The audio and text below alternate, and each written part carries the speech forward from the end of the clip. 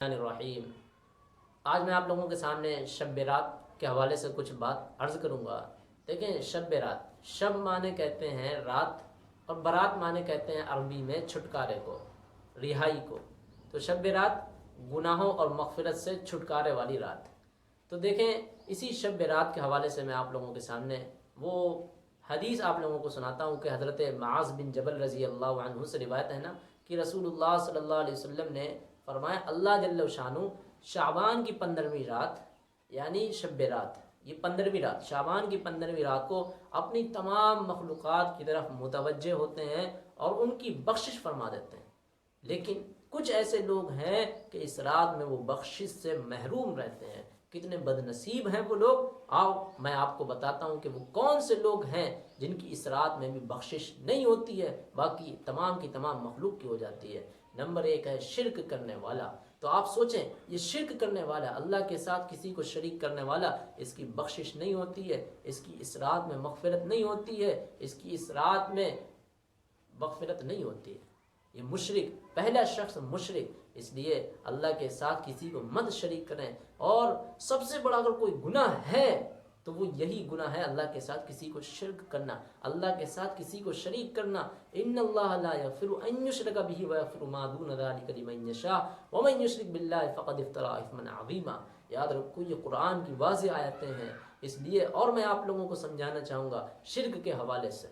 شرک ہم لوگ اپنی بول چال میں کس کو سمجھتے ہیں؟ بول چال میں یاد رکھو کہ اللہ کو چھوڑ کر کسی انسان سے، کسی پتھر سے، کسی مزار سے، کسی درگاہ سے، کسی پیپل کے درخت سے ہم اس کو حاجت روا سمجھے، ہم اس کو مشکل کشا سمجھے، ہم اس کو جو ہے نا اپنا خدا سمجھیں، ہم اس سے اپنی ضرورتیں مانگیں، اولاد اس سے مانگیں، اپنی بھیک اس سے مانگیں، رزق کی تنگی اس سے شکایت کریں، اور وہ ساری چیزیں اس سے مانگیں، تو پھر یاد رکھو یہی ساری کیا چیزیں ہو جاتی ہیں؟ شرک ہو جاتی ہیں۔ اس کو سجدہ کرنا یہ شرک ہو جاتا۔ اور یاد رکھو اللہ تعالیٰ شرک کو کبھی معاف نہیں کرتے ہیں، اور اللہ تعالیٰ شرک کو کبھی پسند بھی نہیں کرتے ہیں۔ اور جو شرک کرنے والا ہوتا ہے وہ یاد رکھو اللہ کے میں نزدیک وہ بہت بڑا ظالم ہوتا ہے۔ کیوں کہ یہ ایسا ہی معاملہ ہے اللہ کے ساتھ جس طرح جب کوئی مرد یہ نہیں چاہتا ہے کہ ہماری بیوی کا کوئی پارٹنرشپ ہو، کوئی ہماری بیوی ہماری کسی غیر مرد سے بدکاری کر کے آئے، کسی مرد کے پاس لیٹ کر آئے، اس کے بستر کو گرم کر کے آئے، پھر ہمارے پاس آئے، یہ وہ مرد گوارا نہیں کر سکتا ہے، یہ وہ مرد چاہتا ہی نہیں ہے۔ یا بیوی یا ایسے ہی چاہتی ہے کہ ہمارا مرد کسی کے پاس سے آئے، کسی کے بستر کو گرم، کسی کے ساتھ میں حرام کے جنین، حرام کے بچے پیدا کر کے آئے، تو وہ یہ گوارا نہیں کر سکتا ہے۔ بالکل اسی طرح سے اللہ تبارک و تعالی اپنے مقابل میں کسی کو نہیں کھڑا ہونے دیتا، اور نہ ہی وہ کسی کو کھڑا ہونے دیتا۔ اس لیے آسمان اور زمین کا اگر کوئی خالق ہے تو وہ اللہ ہے، اتنا بڑا اللہ ہے۔ لیکن اس اتنے بڑے اللہ کو ہم بھول کر کے ان چھوٹے چھوٹے، ان بڑے بڑے جو پیر ہوتے ہیں، کچھ ایسے مرید ہوتے ہیں، ان سے ہم مانگنا شروع کر دیتے ہیں، ان کو اپنا مشکل کشا سمجھ لیتے ہیں، ان کو اپنی حاجت روا سمجھ لیتے ہیں، اپنی ضروریات کا مالک اور ضروریات کا خالق ان کو سمجھ لیتے ہیں۔ یاد رکھو یہ بہت بڑا شرک ہے، اس کی کبھی کوئی معافی نہیں ہوگی، کوئی اس کی تلافی نہیں ہوگی۔ اس لیے نمبر 1 پہلا شخص یہی ہے کہ جس کی اس رات میں مغفرت نہیں ہوتی ہے، وہ اللہ کے ساتھ کسی کو شریک کرے، اور بہت بڑا یہ گناہ ہے، بہت بڑا گناہ ہے۔ اس لیے میرے پاس الفاظ نہیں ہیں ان ساری چیزوں کو بتانے کے لیے، اس بات کو بتانے کے لیے کتنا بڑا گناہ ہے۔ نمبر 2 وہ کینہ رکھنے والا شخص۔ کینہ رکھنے والے شخص کی بھی اس رات میں بخشش نہیں ہوتی ہے۔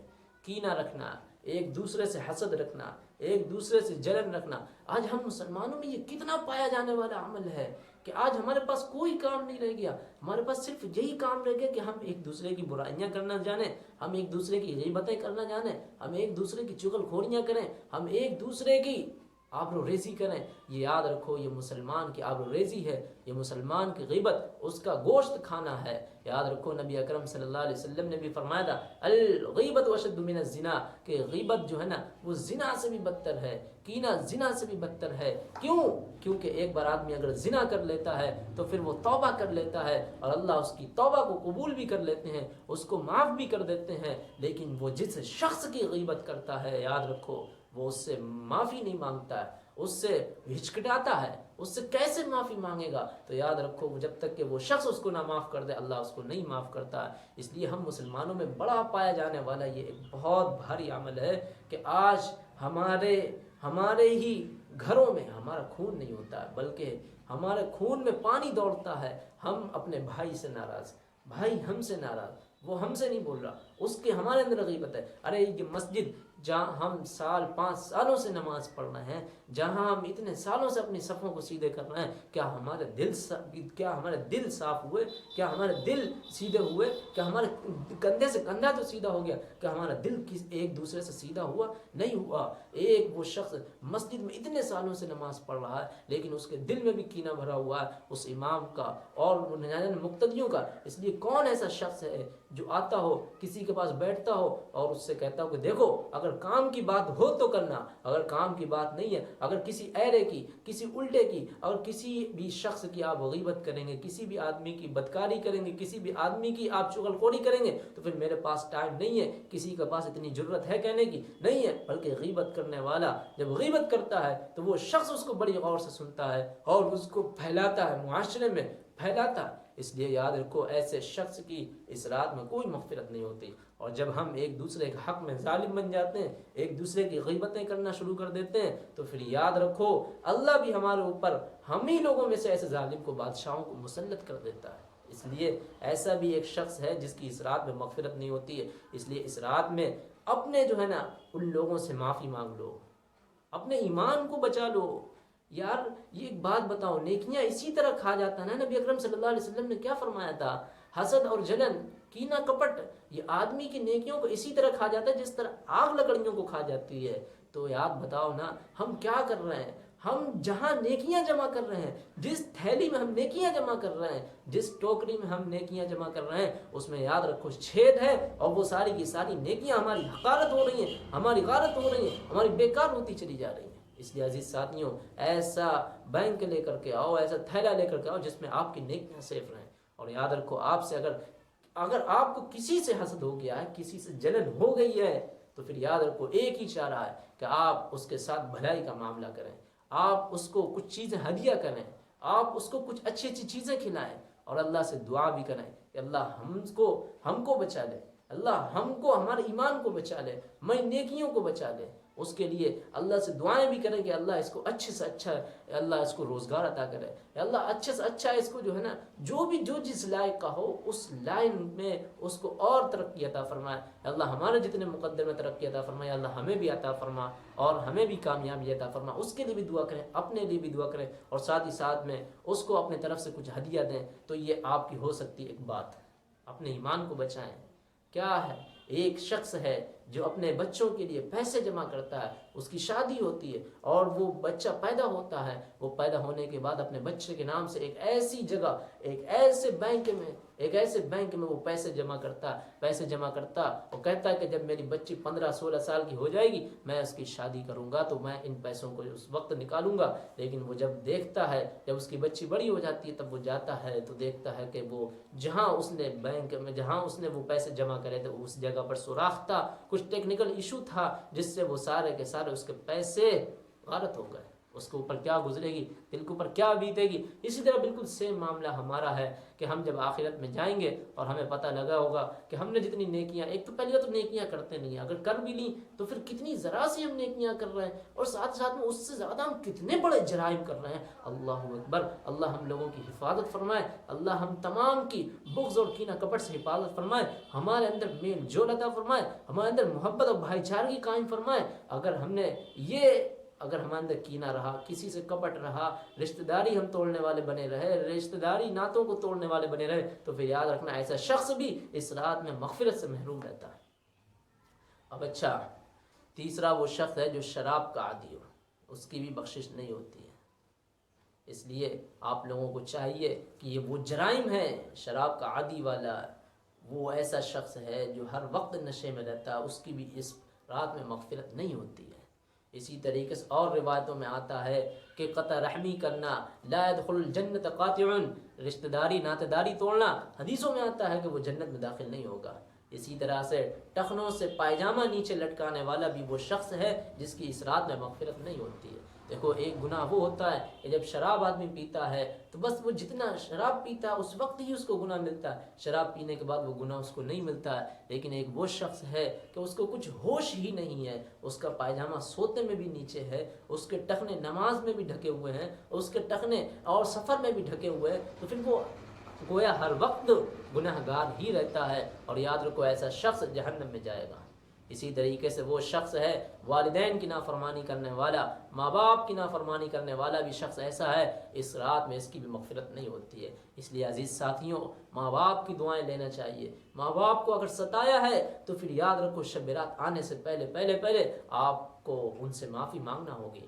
وہ ماں ہے، وہ آپ کو سینہ، وہ آپ کو اپنا دروازہ، اپنے محبت، اپنے پلکیں، اپنی جھولی پھیلائی ہوئی ہے کہ آ جاؤ۔ جس طرح وہ رب پھیلایا ہوا ہے اسی طرح وہ ماں بھی پھیلائی ہوئی ہے کہ آ جاؤ۔ اگر تم نے کہا ایک بار کہ امی جان مجھے بخش دو، میں نے جو اب تک کے آپ سے جو ظلم و زیادتیاں کری ہیں وہ معاف کر دو، وہ ماں معاف کر دے گی۔ یار وہ کتنا نہیں معاف کرے گی، اتنی پریشانیاں آپ کے لیے اٹھائی ہیں۔ کبھی آپ دیکھتے اس ماں باپ کو، جب رکھو باپ دھوپ میں جلتا ہے، ماں چولہے پہ جلتی ہے، تب جا کے اولاد کہیں پلتی ہے۔ کبھی آپ دیکھتے غور سے کس طرح کی پریشانیاں نہیں اٹھائی ہیں ماں باپ نے ہمارے، کس طرح کی وہ جتن نہیں اٹھائے ہمارے ماں باپ نے۔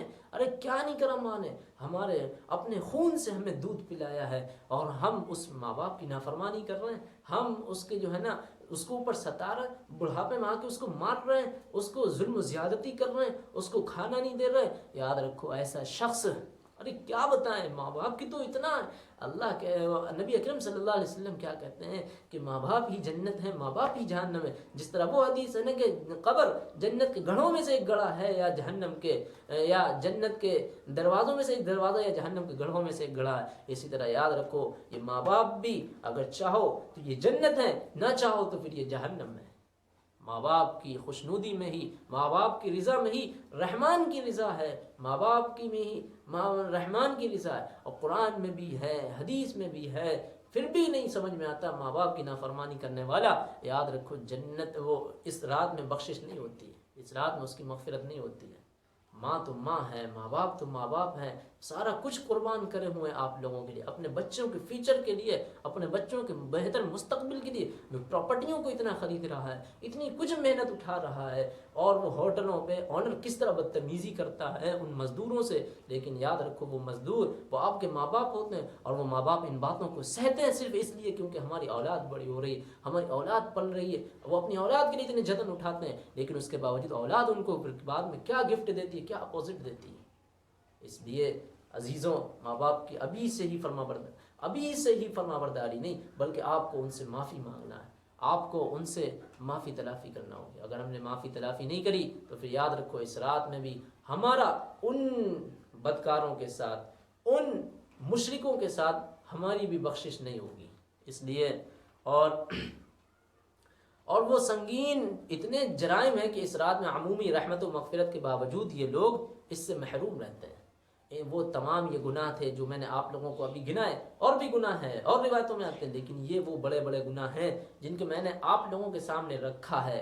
اگر ان گناہوں سے یہ عمومی اگر یہ رات ہے اس میں بھی اگر ہم مغفرت نہیں ہو پائے تو پھر کب ہوں گے ہماری؟ اگر اس رات میں بھی بخشش نہیں ہوئی تو پھر کب بخشش ہوگی؟ اس لیے عزیز ساتھیوں، اپنے ماں باپ کی فرما برداری، شراب پینے سے بچنا ہے، مشرک نہیں بننا ہے، اللہ سے مانگنا ہے۔ اتنا بڑا آسمان ہے یار، اتنا سارا کچھ ہے، اس کی اتنی بڑی زمین ہے، اس کا اتنا سارا کچھ سمندر ہے۔ اگر ہم ان ساری چیزوں کو نہیں دیکھ کر کے اگر ہمارے اندر بھی اب بھی اگر ہمارے اندر خالق اور رازق اور اس کا جو ہے رحمان کا ہمارے اندر عقیدہ نہیں آتا تو پھر کب آئے گا؟ اس لیے عزیز ساتھیوں، شب برات کے حوالے سے میں نے کچھ مختصر سی عرض کر دی باتیں کہ اگر شب برات پہ یہ ان ایسے تمام لوگوں کی مغفرت نہیں ہوتی ہے۔ اس لیے عزیز ساتھیوں، ہمیں تو بچنا ہے ماں باپ کی نافرمانی سے، ہمیں تو بچنا ہے ماں باپ کو ستانے سے، ہمیں بچنا ہے شراب پینے سے، ہمیں بچنا اور وہ گناہ کرنے سے، ہمیں بچنا ہے اللہ کے ساتھ کسی کو شریک کرنے سے۔ اس لیے عزیز ساتھیوں، ایک واقعہ ہے کہ ایک بچہ تھا، وہ پیدائشی جب پیدا ہوا تھا تو اس کے ایک کان نہیں تھا۔ جب وہ اپنے باہر دوستوں میں کھیلتا تھا تو اس کو بچے چڑھاتے تھے، پریشان کرتے تھے، اور وہ چڑھ کر آتا تھا تو ماں باپ سے اور بدتمیزی کرتا تھا۔ تو پھر ماں باپ نے اس کو پتہ کیا کہا کہ چلو میں تمہارا کان لگوا دیتا ہوں۔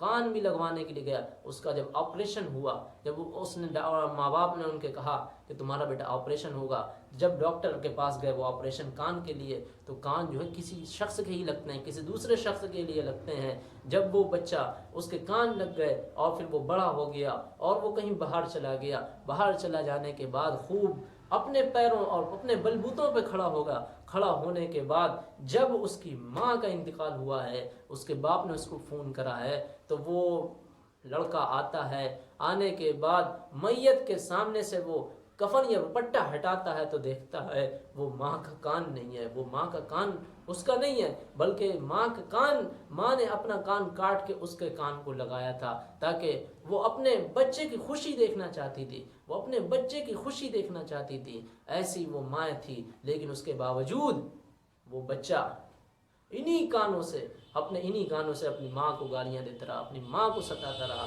اس لیے عزیز ساتھیوں، یہ وہ ماں ہوتے ہیں جو ہر کچھ، جہاں تک ان کے اندر جرت ہوتی ہے، استطاعت ہوتی ہے، طاقت ہوتی ہے، اپنے بچوں کے لیے، اپنے بچوں کے فیوچر کو سنوارنے کے لیے کہاں تک جد و جہد کرتے رہتے ہیں، لیکن ہم کیا ان کو دیتے ہیں۔ اس لیے عزیز ساتھیوں، قرآن حدیث کے اندر ماں باپ کی نافرمانی کرنے پر کیا سخت وعیدیں بتائی گئی ہیں، کیا وقت سخت وعیدیں سنائی گئی ہیں، لیکن اس کے باوجود بھی، اور پھر ماں باپ، یہ دنیا یہ بتاتے ہیں کچھ ایسے گناہ ہیں جن کا بدلہ اس دنیا میں ہی مل جاتا ہے۔